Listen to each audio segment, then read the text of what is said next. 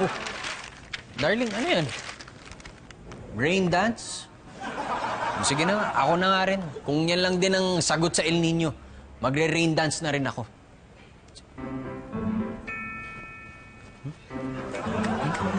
Hindi naman ako nagre-rain dance eh. Ako rin po, hindi. Masaya lang ako. Natutuwa lang kami kasi napahiya si Diva. Kawawa naman si Diva. Kawawa, halos maloloka na ako dito sa pag-iisip kung ako nga ang nag-text. Pagkatapos invento lang pala. No, darling. Hindi ako magsusorry kay Diva. Talagang ako ay galit sa kanya. No, Daddy Vlad. Hindi ako magsasorry kay Diva. Steph, magsusorry ka. Sige naman na, Steph. Alam mo, tigilan na natin to. Magbati-bati na tayo. Sige na, Steph. Maawa ka na kila Bebe at Oma. Tingnan mo nga, guilty na sila. Kasi alam nila, sila talaga ang may kasalanan. Mapilit ninyo siguro si Steph na mag-sorry, pero ako, hindi, never. Galit ako kay Diva.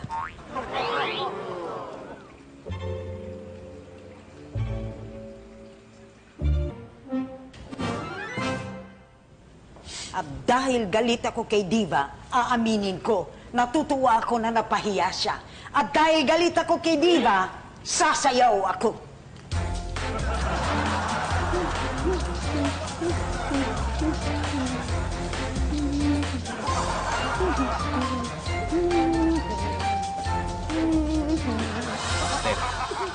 Steph, ikaw na yung makipag-ayos kay Diva. Sige na, ipakita mo kay Mamita kung paano magpatawad, kung paano mag-move on.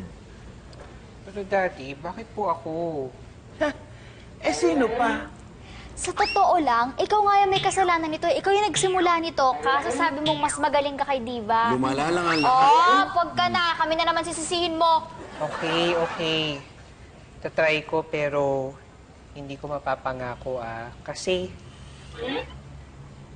ang hirap naman kasing kumunik kay Diva eh. Wala kaming pagkasunduan. Ay, nga. Oh, pops. Dito lang kayo.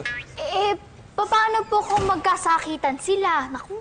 Nako, maririnig natin, saka tayo lalabas.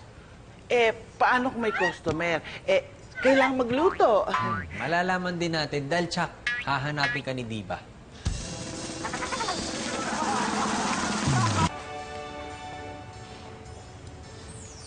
Hindi ko naman po sinabing kayo ang nag-text.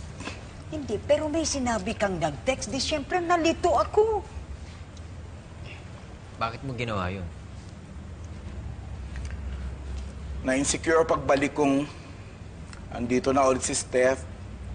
Inisip kong manghuli para malaman kung sinisiraan niya ako or what. Naku, te. Ako din na-insecure sa'yo eh. Kaya giniit ko na mas magaling ako sa'yo. Okay na tayo, ha?